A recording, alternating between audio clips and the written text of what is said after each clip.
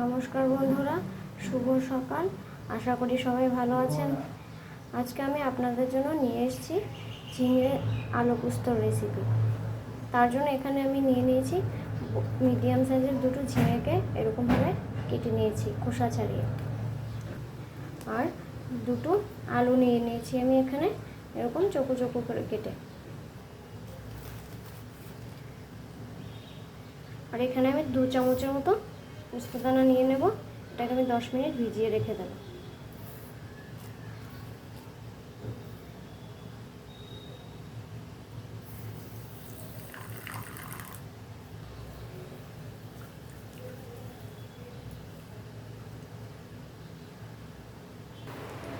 এখানে আমি কড়াই বসিয়ে দিয়েছি। আমার কড়াই গরম হয়ে গেছে। এর মধ্যে এবার আমি সর্ষের তেল দিয়ে দেব।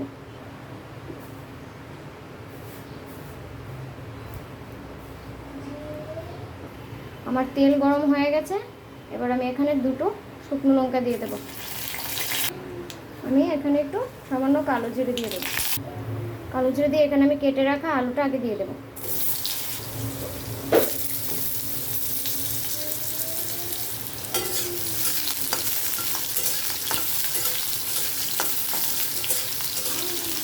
আলুটাকে আমি আগে একটু হালকা ভেজে নেব। আমি সামান্য একটু লবণ দিয়ে দিলাম।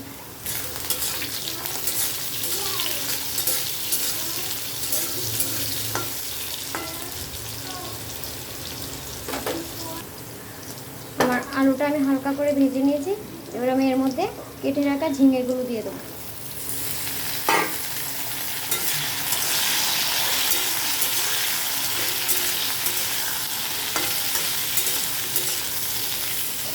ঝিঙেগুলো দিয়ে আমি এর মধ্যে নুনটা দিয়ে দেবো।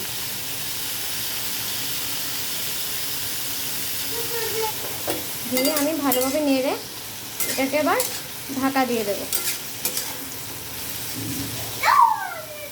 আমি এটাকে ঢাকা দিয়ে দিলাম।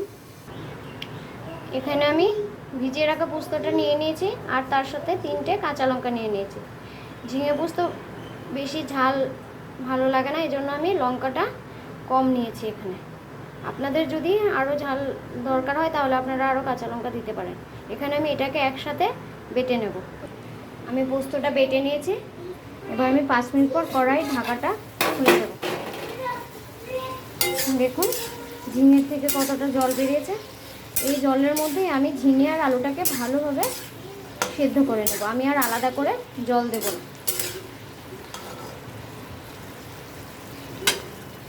একদম সেদ্ধ হয়ে গেছে। আর একটু সেদ্ধ হলে তারপর আমি পোস্তটা এর মধ্যে দিয়ে দেব। 2-3 মিনিট পর এবার আমি পোস্তটাকে সামান্য একটু জল দিয়ে গুলে এর মধ্যে দিয়ে দেব। পোস্তটাকে দিয়ে আমি বেশিক্ষণ রান্না করব না, 1-2 মিনিট একটু নাড়াচাড়া করে আমি এটাকে নামিয়ে নেব, নয়তো পোস্তর যে ঝাঁজটা আছে সেটা চলে যাবে। আমি 1-2 মিনিট একটু নাড়াচাড়া করে সেটাকে নামিয়ে নেব। 2-3 মিনিট পর এবার আমি এটার উপর দিয়ে একটু কাঁচা সর্ষের তেল ছড়িয়ে নামিয়ে নেব। সামান্য একটু কাঁচা সর্ষের তেল আমি এর মধ্যে দিয়ে দেব। দিয়ে নেড়ে আমি নামিয়ে নেব। তৈরি আমার ঝিঙে আলু পোস্ত রেসিপি। এভাবে আপনারা বানিয়ে খেতে পারেন। ভীষণ সুস্বাদু একটা রেসিপি। আর গরমের মধ্যে হালকা মশলা দিয়ে এরকমভাবে রান্না করে খেলে শরীরের জন্য খুব উপকার। আপনারা চাইলে এটাকে আরেকটু ঝোল ঝোলও রাখতে পারেন। আমার ঝোলটা ভালো লাগে না বলে আমি এটাকে একেবারে শুকিয়ে নিয়েছি। আপনাদের যদি ভিডিওটা ভালো লেগে থাকে তাহলে প্লিজ লাইক, কমেন্ট আর শেয়ার করে দেবেন। আর যারা এখনও আমার ইউটিউব চ্যানেল সুষের রান্নাঘর সাবস্ক্রাইব করেননি, প্লিজ তারা একটু সাবস্ক্রাইব করে দেবেন।